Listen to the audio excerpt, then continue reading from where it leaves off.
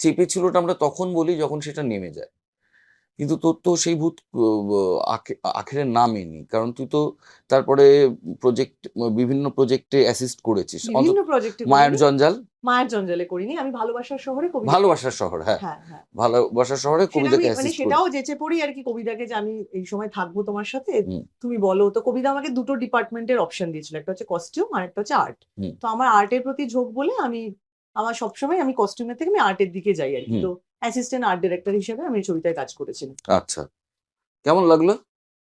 মানে বাবা রে, মানে সে ধরো ভালোবাসার শহর তো একটা শর্ট ফিল্ম, হুম আমি যদি খুব ভুল না করি হয়তো 6-7 দিনের একটা ছবি। হুম আর কবিতা তার সাথে রেকি করা, এগুলো সবেতেই আমি হুম ছিলাম।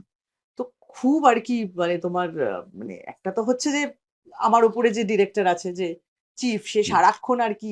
আর তার আগে সুজয়দার সাথে আমি কিন্তু বোরিং করেছি, হুম। সেখানে যথেষ্ট প্যাম্পার্ড করা, যা যা ও, করা, একজন হিরোইনকে যা হিরোইন যা করার। যা করা সব করেছে। কিন্তু ওখানে সুজয়দা আর কি একদম, পরের সেটটা রেডি আছে, সৈনি কটা বাজে, এখনো কেন হয়নি। আমি 6-7 দিনে আমার প্রায় 2-3 কেজি ওজন কমে গেছিল।